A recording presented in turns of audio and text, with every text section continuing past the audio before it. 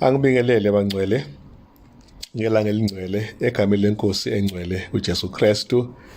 Ilanga elimnandi, ilanga langesabatha la sithola khona ukuphumula nokubuyisana okuhle noNkulunkulu nomnye nomunye. Angikwazi ukuthi ukuphi lisabatha noma ukhonela enkonzweni noma ukhonanga.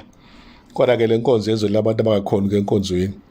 Kwangathi ungayithola ke isifundo sethu lesi sibe nomthelela omuhle kuwena. Sikhuluma ngesigaba sesibili esesifundo sethu sesibili kuyikota yesibili ka-2021 engibabaza umusa kaNkulunkulu ngoba akusefani sekungcono.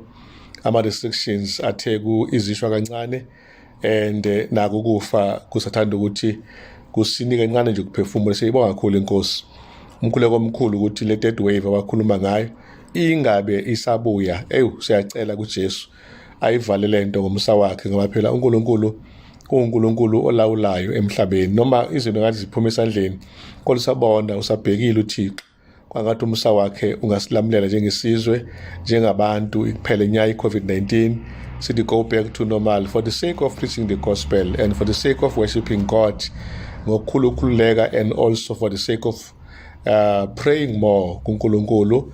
Sinamathuba okuba ndawonye masiqhubeka inkonzo zemthandazo in one accord, maybe not in the upper room ngoba akubona abantu abane upper room experience today, but noma kubless khona we can still pray in one accord and God can still listen our prayers and ethele yakho ingcwele phe kwethu. Sibeka isifundo sethu ke esikhuluma ngesisekelo noma ingaphansi lesivumelwano. Ilayo ndawana engiyibuka ila isifundweni sethu uMoses wabe sethola lamazwi kuNkulunkulu wasilobela wona ke evela kuJehova Exodus 19 verse 5 la ethi khona manje ngiyakwenza isivumelwano nani uma nilalela izwi lami nigcina isivumelwano sami, niyakuba ke abantu abayigugu kimi ngaphezulu kwazo zonke ezinye izinto abanye abantu ngenxa yokuba umhlaba wonke ungowami. Asikhuleke, siyakhuleka baba sezulwini, yizwa umkhuleko wethu egama likaJesu. Siyacela xoshe i-COVID-19, xoshe uvalo, xoshe izifo, duduze bonke abahanjelwe izihlobo, no matter what the reason yokufa, kodwa mabaduduze bonke uJesu. Siyakhuleka kuze bephakade, amen. Hlobo zami, lesifundo sesibili ke kuyikota yesibili siqukethe i-summary noma i-preview yekota yonke njengoba ikhuluma vele ngesivumelwano. Kodwa kulena ke sithola i-background, imvelaphi yesivumelwano, isize kanye nesivumelwano. Ilephi igama lesiHebheru elichaza isivumelwano. Lelo gama lesiHebheru solichaza masiya phambili, kodwa liqukethe ukuthi siyini isivumelwano. Lichaza ukuthi into ehlanganisa ababili noma inhlangothi ezimbili zibe into eyodwa. Kungaba uhlangothi kaNkulunkulu nolabantu, lokho kuthiwa kuyisivumelwano. Kungaba uhlangothi lomuntu nomunye umuntu, lokho kuthiwa yini futhi kuyisivumelwano. Babengena abantu entweni abavumelene ngayo ukuthi iyabahlanganisa lento, lokho kunikeza igama lokuthi isivumelwano. Masibeka nje example umshado, ake sicele kuya phambili isifundo sethu sibone ukuthi uNkulunkulu ngabe usiphathele ini. Lapha ke sitshelwa ukuthi sigcine evikini elidlulile sikhuluma ngendaba ke yaleyo nhlupheko ke ekhona yokungena kwesono nomphumela waso ngenxa yokuwa kwabazali bethu bokuqala. Leli viki sesizobe sesigoqa ke ikota yonke njengoba esho umbhali la sibona khona ke indaba evumelana zokuqala. Siqhubeke njalo sesiqhubekele kwezinye ivumelano zokugcina nezikhona lesikhathi samanje, ikakhulukazi leso esenziwe saqiniswa eCalvary ngegazi likaJesu, okuyisona isivumelwano ke esenziwe noma singathi inkosi ingene kuso nathi njengabantu bayo. Okokuqala nje sibona isivumelwano siba khona phakathi kaNoah usokuhlenga yena nomndeni wakhe ekubhujisheni komhlaba ngozamcolo. Siphinde sibone isivumelwano phakathi kaNkulunkulu noAbrahama. Ngizothi sokuqala lesi noNoah, sesibili noAbraham. La sicebe kakhulu isivumelwano lesi ke sokuthi sase sibonakala ke futhi sikhanyiswa esinayi sigcizelelwa ukuba sisibuke kusona ngendlela ke eyaphambili leso sikhathi sesithathu siqhubeke njalo ke nendaba yethu sifunde ngokujula sibuka ke konke amavinela alandelayo njengoba lesi ke sisingeniso. Kunembuzo ke la engicabanga ukuthi mingaphenduleka kahle lembuzo siyohamba ibanga elide nesifundo sethu la kuthiwa khona ke ngabe igama ke elisivuna lichaza ukuthini, so lichaza nje ke uma siqhubeka ingakube iziphi izinhlayiya noma izinto ezakha isivumelwano. Then siphinde sibheke futhi ukuthi ngabe kusho ukuthini ke kuba khona isivumelwano aseze noNoah uNkulunkulu, iliphi ithemba elitholakala isivumelwaneni noAbraham, ngabe futhi ke yiphi indima edlalwa ukholo nemisebenzi ngasohlangothini lwethu thina njengabantu. And then siphinde sibhekeke ukuthi uma ngabe siya phambili ngabe yiphi ke ideal, ngabe sivele seyideal nje noma siubudlelwano obudinga kuba sibuhloniphe, ingakubeke isivumelwano esisha sichazani, yini ingqikithi yesivumelwano esisha. Yonke lembuzo ke ake siyibone ukuthi masiqhubeka angeke yini iyathola impendulo zakhona. Siqala ngesivumelwano lapha ke esikhona ama-basics, covenant basics, izinto nje okuyizona ezakha isivumelwano njengoba sizama ukunikeza i-answer yelembuzo esiqale ngasekuqaleni. Igama-ke lesiHebheru elichaza isivumelwano kuthiwa-ke uberith, bazalwane. Uberith-ke i-testament, ishuthi-ke isivumelwano noma i-will yokugcina umuntu akwazi ukuthi ayenze ngaphambi ukuthi ashone elawulayo amafa akhe uma ingasekho. Lokho kuyini? Kuyisivumelwano esithiwa-ke yinto ebomba ophathini ababili bahlangane babe into eyodwa. Iphinde nje basengichazile ibe phakathi kaNkulunkulu nesintu noma phakathi kwesintu nesintu. UJesu sahluko 17 verse 2 uyasitshela ke la ethi khona uNkulunkulu yazivumelana phakathi kwami nawe bese ke ngenza ukuba ke ukhule kakhulu and will multiply thee exceedingly, ngiyakwenza ukuba ube ngokhulile nophindaphindekayo kaningi. Leli gama ke uberith usiyangena ke liqhamuka ikhathi ezingu-287 kuyitestamente endala, itestamente noma i-last will eyokugcina, i-will ebhalwa umuntu esaphila engeke isashintshwa njengoba naye esefile noma eseshonile. Akwaziwa kahle ligama liqhamuka kuphi ngokwemvelaphi yalo, kodwa libopha nje ababili babe munye.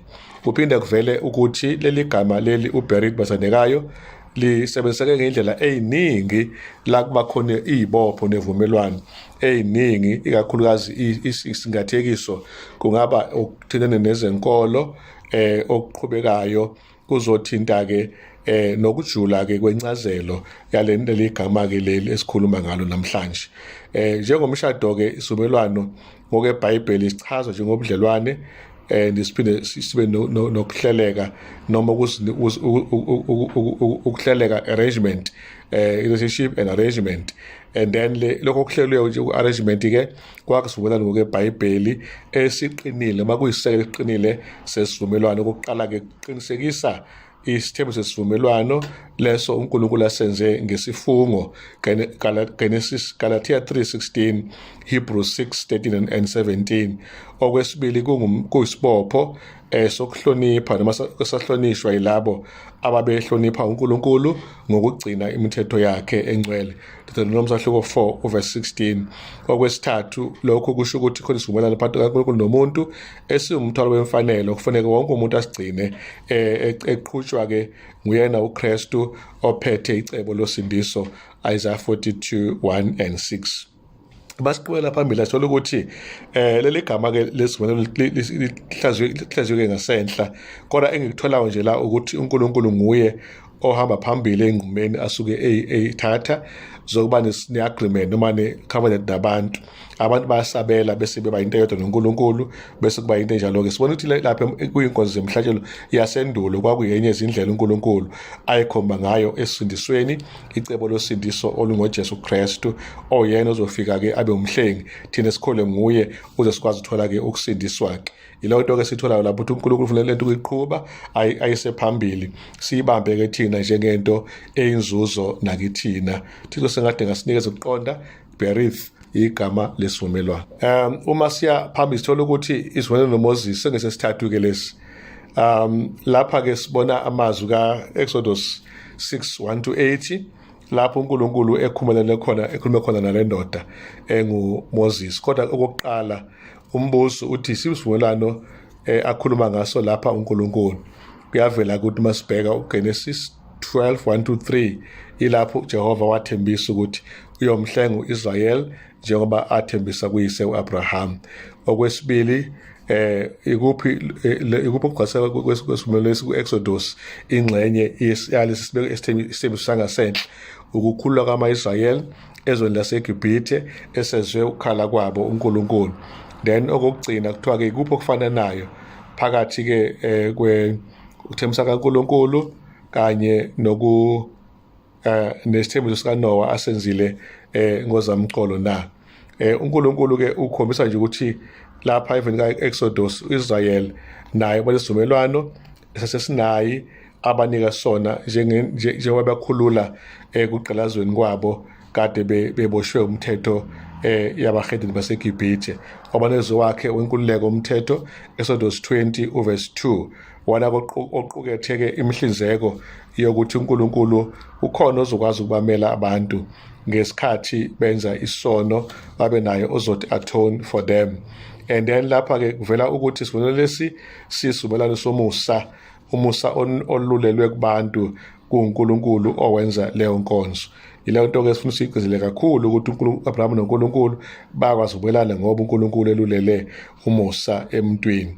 Yileyo ndawana ngakho kokuqala khona ubuhlobo obuqinile phakathi kwabantu noNkulunkulu.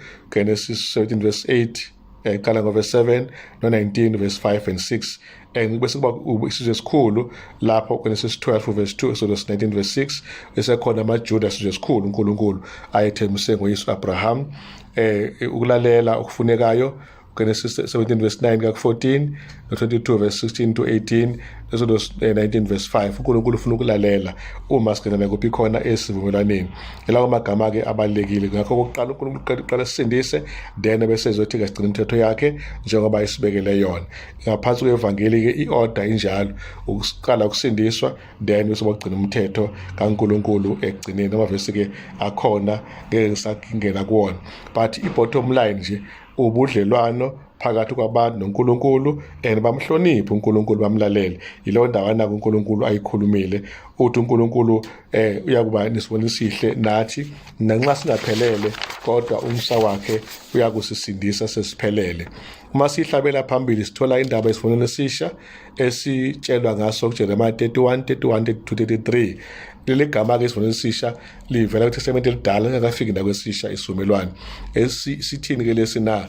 Ukufaka uNkulunkulu imithetho yakhe enhliziyweni zabantu nokuyiloba uyifaka imiqondweni yabo ayilobe enhliziyweni babe ngabantu bakhe yena uNkulunkulu abe ngowabo. Leli gama-ke lichaza isivumelwano-ke esisha bafowethu.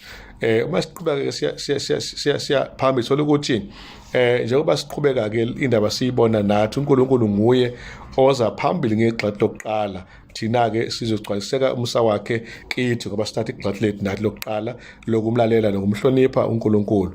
Yileyo nto uNkulunkulu ayishoyo la ebalulekile. Ngakho-ke angeke sibe ngabantu abazolahleka. 31:33 uma ukhophela no-6:7 kunamagama afanayo ukuthi uNkulunkulu uthi oba ngabantu bami yoba ngabantu bami. Ngokufushane bawutho kuNkulunkulu, uNkulunkulu utho kulabo bantu bakhe abamhloniphayo. uJeremiah ilokho-ke akhuluma ngakho laphaya uverse 34 uthi uNkulunkulu into azoyenza nje akusekho ozofundisa omunye ngokuthi yazi uNkulunkulu ngoba bazomazi uNkulunkulu aqale zabo izono esezothi ngapha kuJohane sahluko 17 verse 3 uthi uNkulunkulu kuphile okuphakade lokho babazona wedwa Thixo oqinisileyo naye umthumela weJesu Kristu. So uNkulunkulu ufuna ukwaziwa ngabantu labo athi nabo nesivumelwano ukuze phela bafumane nabo ke usindiso ke.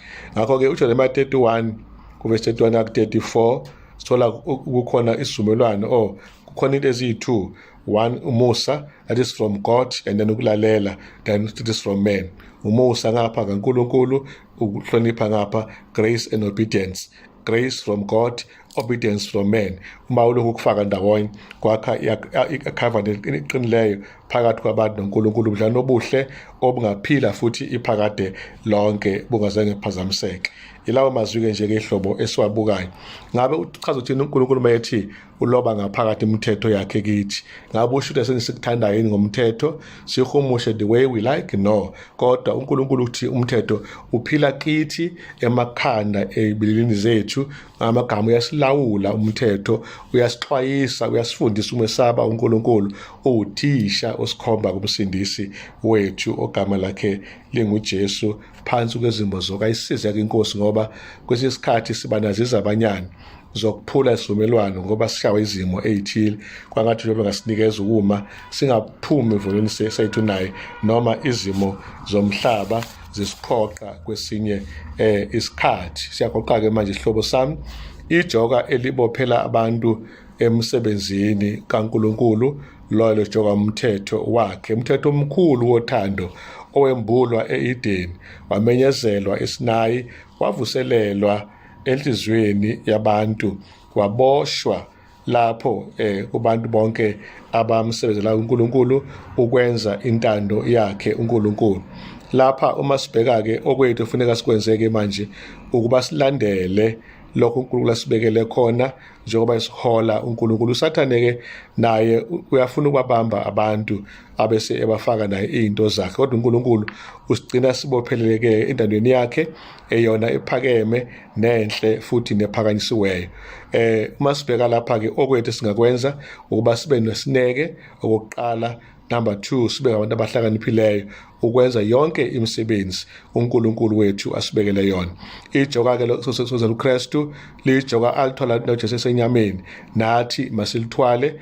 KuMahubo 40 verse 8 Jesu uthi nje ngiyathanda Jehova ukwenza imithetho yakho, intando yakho mthetho wakho senhlizweni yami. Masimelente masize ngokuyithanda, asingaphoqeleki ukuhlonipha uNkulunkulu. Qhamuka wehla kuvela ezulwini uzosibonisa intando kaBaba ezulwini la amthumileyo. uJohn 6:38 abathanda ke uNkulunkulu banomfutho wenkazimulo yakhe, nanxa bethathana nabanye abantu abawileyo baphinde futhi bakwazi uba bahlupheke njengaye oweza emhlabeni wahlupheka waze wafa. Ukulawula ke ngamandla okuphila kwakhe, imigomo obophezela bonke ukuthi baphile ngayo. Sesicina ke hlobo sami sivala ngamazwi ke athi ke ukungena kwesono kwaphazamisa icebo likaNkulunkulu umdali ayelenzile ekuqaleni ukuba akhe isintu nemndeni yonke nje ihlale isesimeni esihle lokwenzeke ngokwabazali bethu bokuqala. And then manje sesimeni lapho uNkulunkulu eza khona kabusivumelwano nathi esisha nowethu kuba sizobabezele phakathi kwethu naye uNkulunkulu njengoba sikwenzeka emshadweni kusubo somshado, nokuhleleka ke okuzosenza sibe ngabangaphansi kwentando yakhe uNkulunkulu njengomenzi wethu samsana intando kaNkulunkulu. uNkulunkulu uqobo lwakhe ke uyasikhuthaza kwelakhe uthando olukhulu.